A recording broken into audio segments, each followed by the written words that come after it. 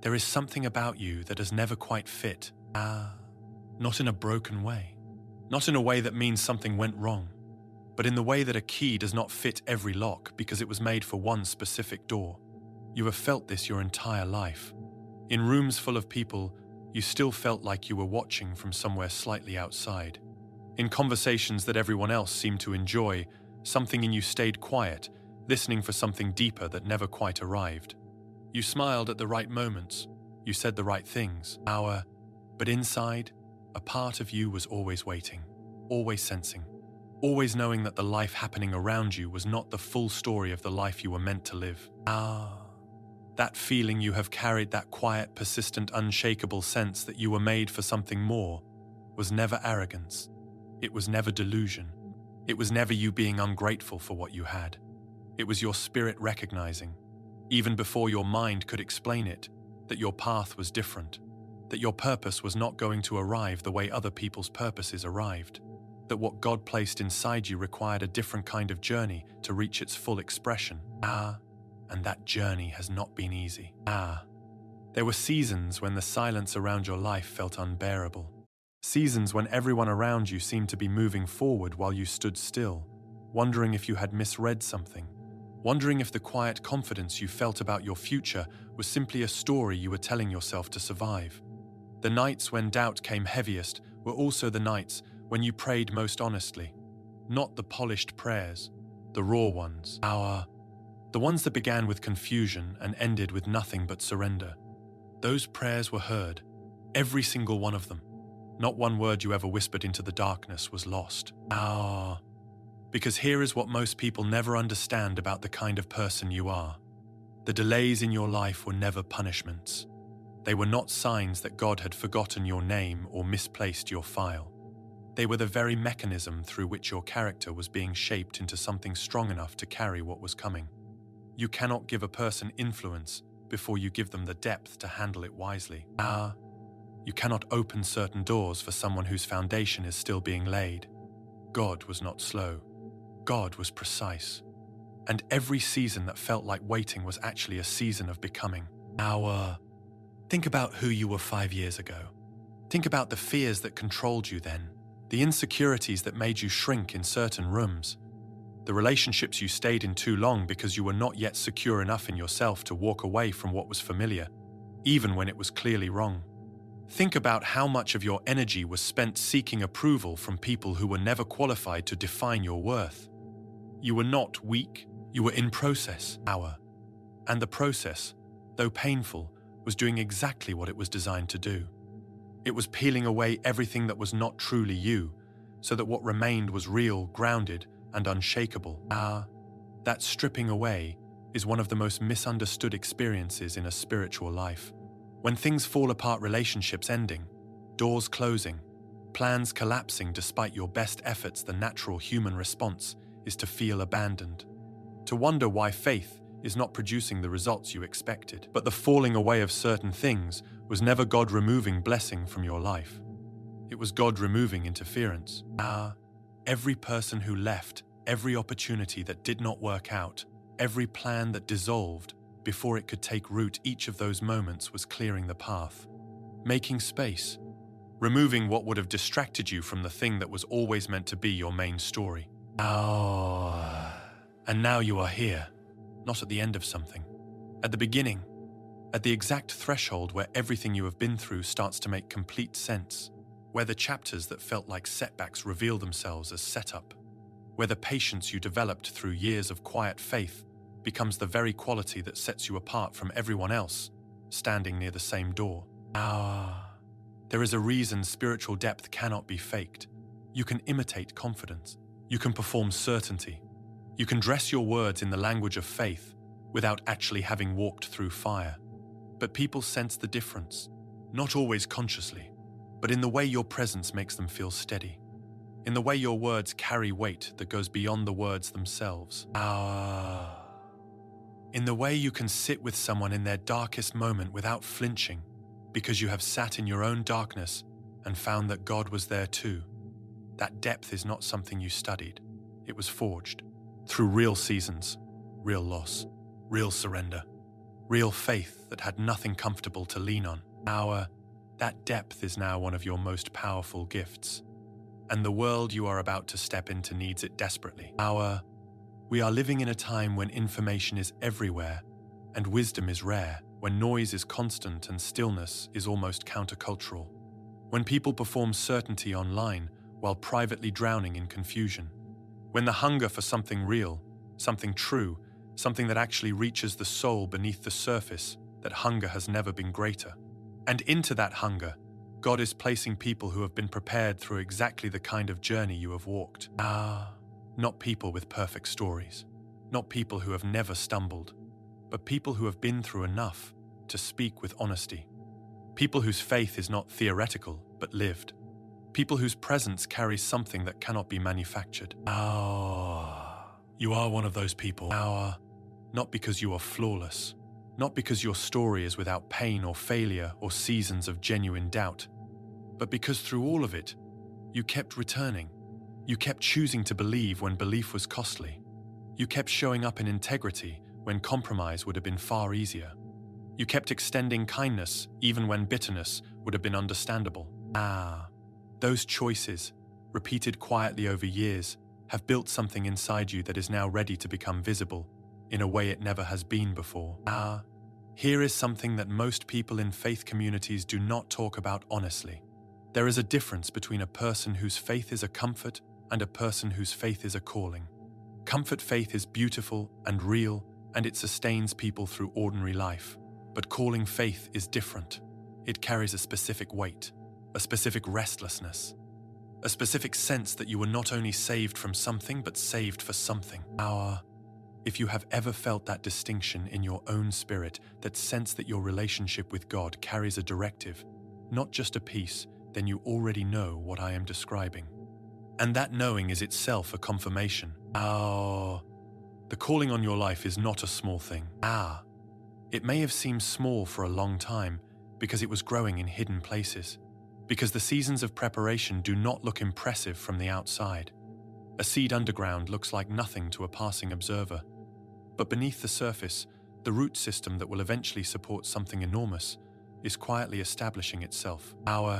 Your years of prayer, of study, of wrestling with difficult questions, of learning how to hear God's voice in the middle of ordinary life, those were your root seasons.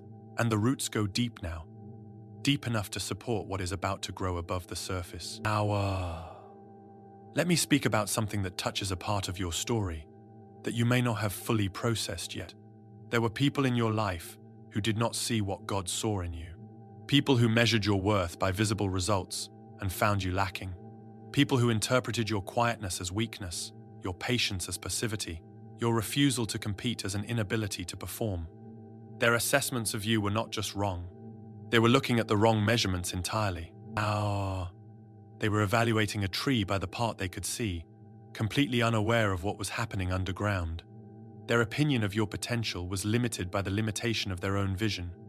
And you were never obligated to shrink yourself to fit inside someone else's inability to see clearly.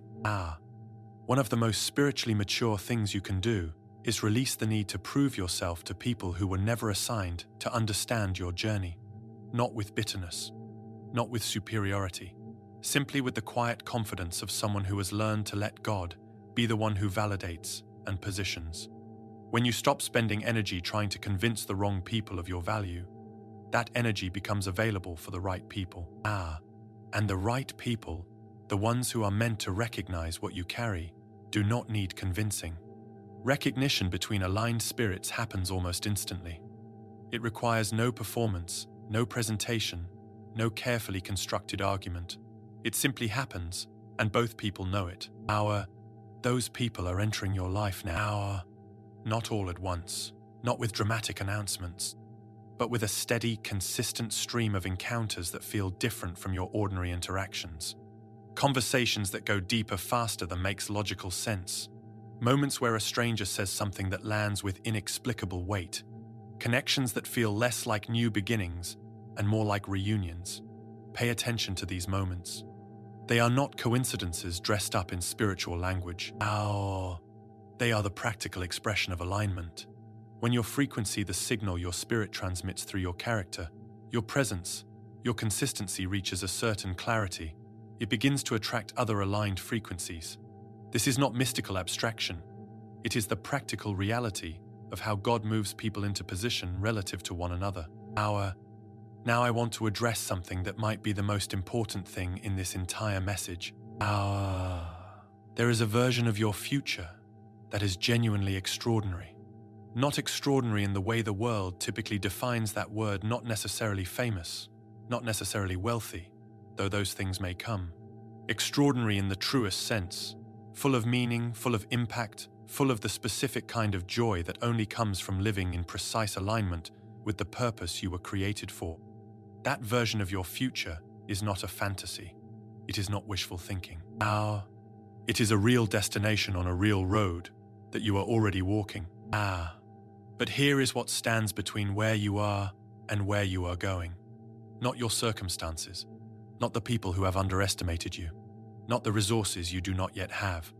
The only real obstacle between you and that extraordinary future is the degree to which you are still living from the identity of your past rather than the identity of your calling. Our identity is everything, not as a motivational concept, as a spiritual reality.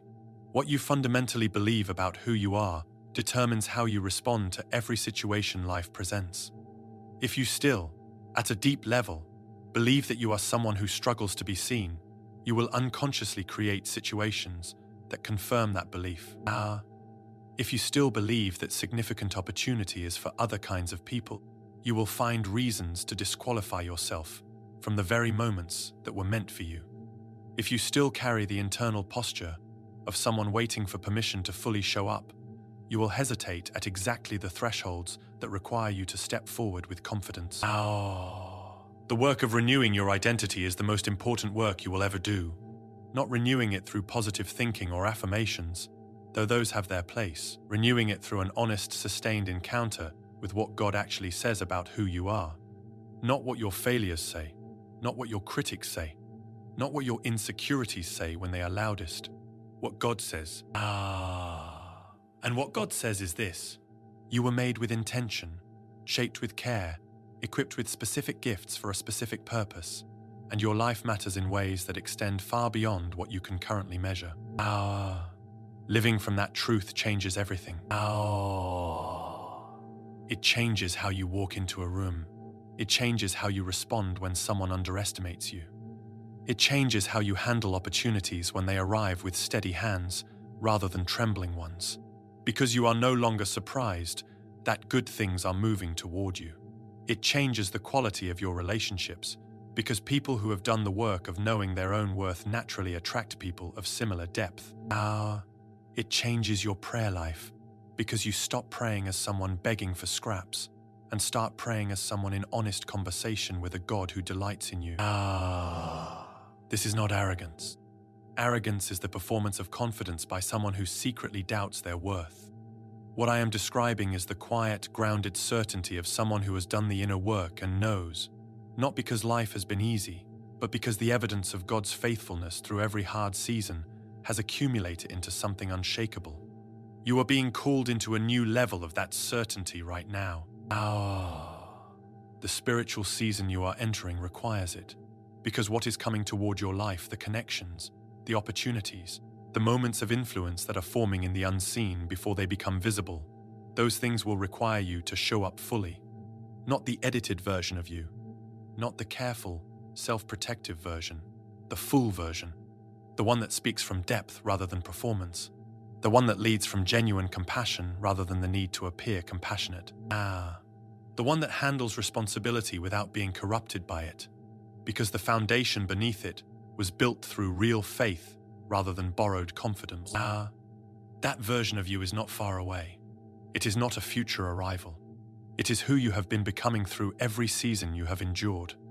The question is simply whether you are willing to fully step into it, to stop qualifying your own worth, to stop waiting for external confirmation before you trust the internal clarity God has already given you, to stop treating your own discernment as suspicious simply because others have not yet confirmed it. Your discernment is a gift.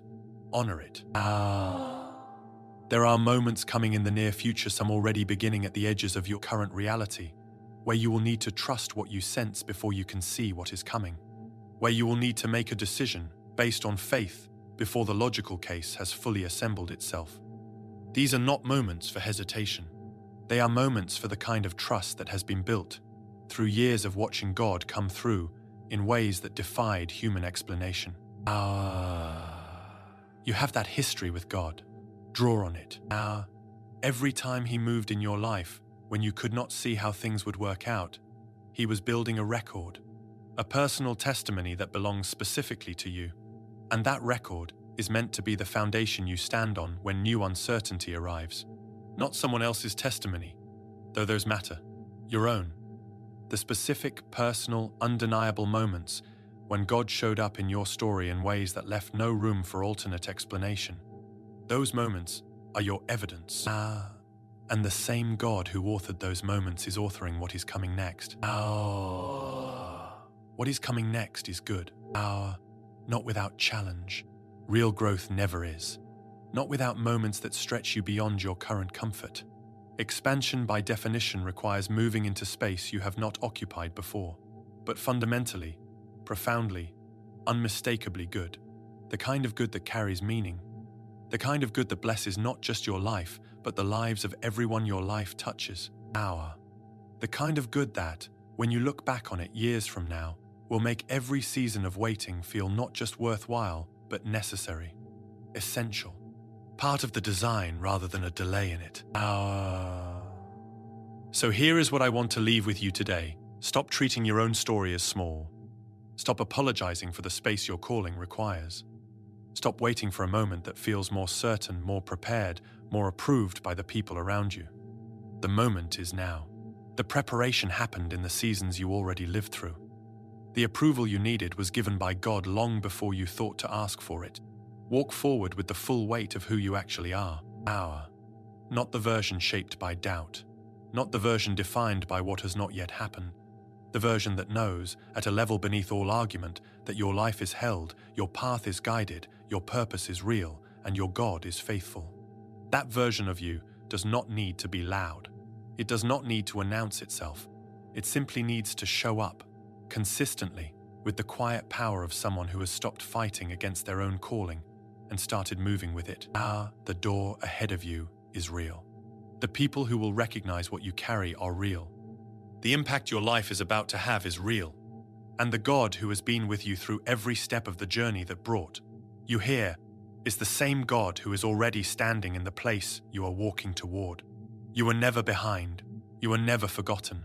You are never too broken, too quiet, too ordinary, or too late. You are always being prepared.